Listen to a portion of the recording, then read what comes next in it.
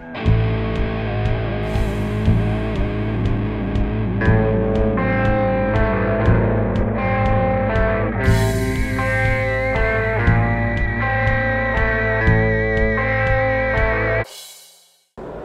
I'm John Jennings. I'm with Royer Labs, VP Sales and Marketing, one of the founders of the company, and a major league ribbon microphone fanatic. I've been preaching ribbons for going on 20 years now, and you see them in studios all over the country, all over the world. But what I'm seeing a lot more of lately are ribbon microphones being used on live stages. A number of different bands have been using them for a bit now, and it seems to be exploding just lately.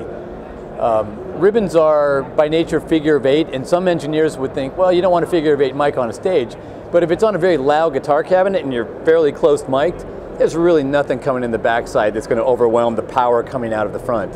Same thing with drum overheads. It's a wonderful drum overhead mic, brass section mic and so forth. And the old ribbons used to be fairly fragile, but Royer's, when we came out with this microphone, the R121, which a lot of folks are familiar with, it was the world's first very tough ribbon microphone where you could put it very close to a guitar cabinet, wide open, 100-watt Marshall, and just go for it. It was not a problem for this ribbon to handle it.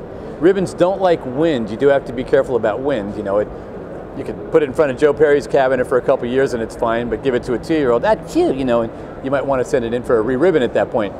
But they handle high SPLs beautifully. Aerosmith, for instance, has been using them since they did Just Push Play in 1999. In 2000, when they went on the road, Joe Perry started using these, and he has 6 of these on the road with him on his various guitar cabinets.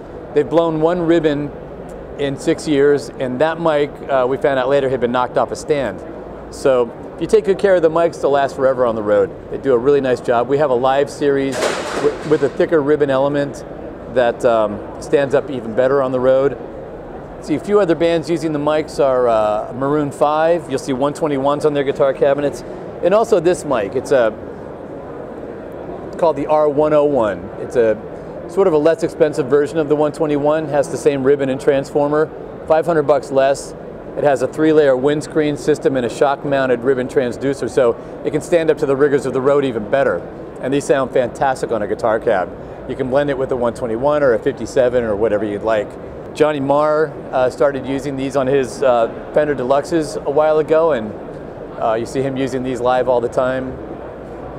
Matchbox 20 has the amplifiers backstage, and they keep 121s and SM57s on the guitar cabs. It's a wonderful sound. The thing is, I think that in the live world, ribbons have even more impact than in the studio. And I say this as a guitarist. I'm an electric guitarist, used to make my living playing, and I love the sound and the power of a guitar amplifier. I used to really dislike going into the control room because it was so thin by comparison. Now with the 121 and sometimes blend it with a 57 or a Mojave Audio small diaphragm condenser, the 101, you get wonderful full-bodied sound, like what's coming out of the amplifier.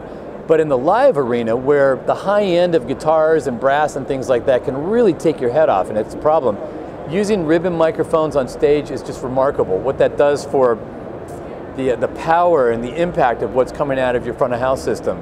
You get all those mids and the chunky lows when you want them, but they're controlled, and you're not trying to control highs and worrying about ripping people's heads off with guitars and brass and these instruments. You just have very full-bodied instruments that, even with the level down a little bit, seem to convey more impact and power and overall tone.